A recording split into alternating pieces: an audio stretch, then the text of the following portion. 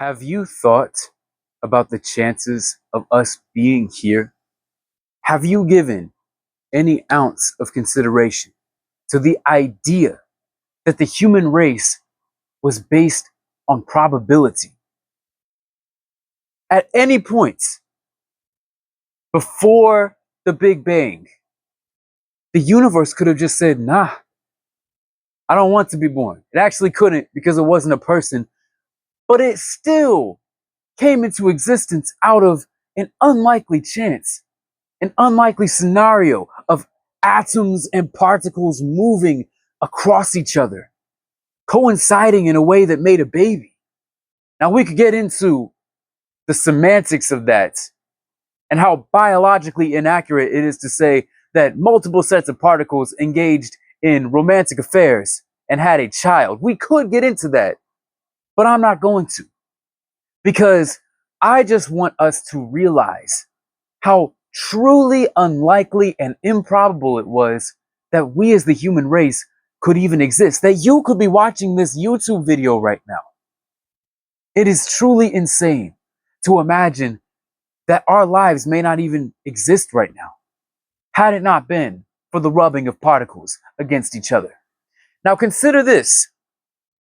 After taking all that into consideration, could you imagine how different life would have been if the butterfly in the past had flown in a different direction? We always talk about the butterfly effect, but how can we say that the reality that we live in is the correct reality? What if this had been any different? What if I had been any different? What if you had been any different? No, you no longer work at Wendy's. You are the president of a nation. The chances of us existing on this planet, many people say, are unlikely and improbable. So we were very lucky. And with that in mind, I want us all to just consider, throughout the time that you are watching this episode, consider how lucky you are to have been born. Consider that. You right there watching this episode, watching my finger grow ever closer to the camera, you must consider that you may have never been born. And if you had not been born, what would this planet look like without you? If you ever had that existential, philosophical, socio-political crisis, I am here today to amplify that crisis and really introduce to you some crazy ways of looking at life if you look at everything as chance and probability. Today, I'm going to be showing you ways that you can wake up and live through life with this idea in mind that you may have never been born. It's time for How to Live Life Knowing That You Are Going to Die.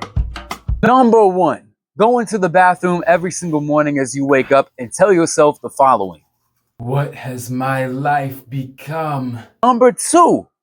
Do nothing, don't go outside, don't interact with the outside world, and have your only communication with human beings be through YouTube comment sections.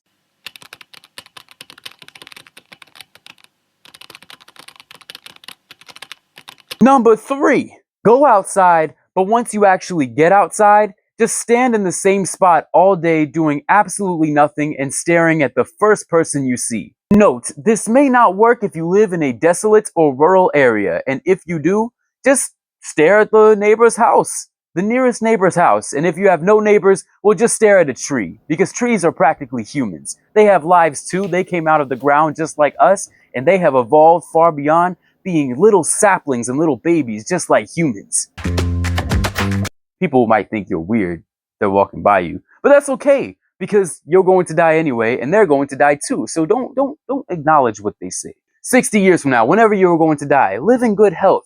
Live in good health. And that's where we get to our next concept, this idea that we can prolong our lives by living in the best of health. You often hear about ways in which people are able to live towards 90. There are certain nations, certain regions, certain groups of people and communities who are able to prolong life by taking the extra measures to live that healthy life to the age of 1,000 years old. Imagine being 1,000. That would not be a good way to live. You always have to have somebody change your own diaper. You may not even be wearing a diaper. You just may be a pile of dust. So if you want to learn a little bit about living a long life and living to a healthy age, such as 70, 80, or 90, if you want to live to the age where people are changing your shorts for you, helping you to the bathroom, and preparing your meals for you, you will live like a king or queen, then go to Hong Kong because people who live in Hong Kong have the healthiest diets. Don't listen to that automatically. Living to Hong Kong, moving to Hong Kong does not make you automatically healthy. However, it is interesting to note that people in Hong Kong have some of the highest life expectancies at birth. And according to an article by AARP, this is due to a variety of different factors, one of them being diet. According to this article, eating brightly colored vegetables and healthy proteins like fish, tofu, and chicken are what contribute to longevity. Combine that with a life full of exercise and physical fitness as well as mental fitness. You could do meditation, yoga, anything, and you have lives where people can live to just the longest ages, the highest ages, I should say, not the longest ages. That would be weird. That would be like longest age, like what? You're talking about 10 million? You're saying I can be 10 million years old? I won't even be anything then. I'll just be a little tiny atom living in the ground. When I was hearing about this, one thing that I've really thought about is if I did this, and I would consider myself a pretty relatively healthy person. I exercise daily, and I'd like to think that I eat relatively nutritious. I'm a pescatarian. I've mixed out a lot of my meats with tofu, but I also eat fish whenever I can.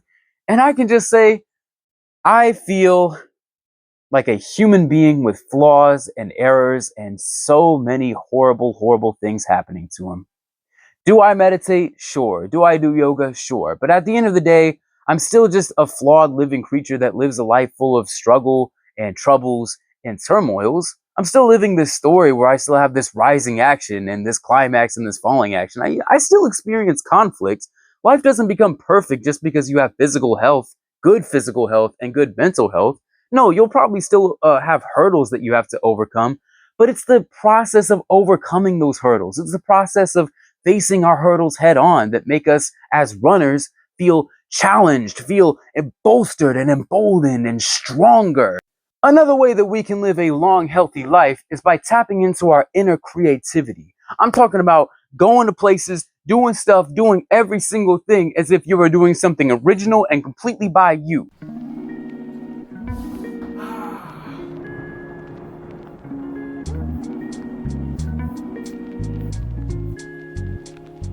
The finishing touches. Little dialogue right there.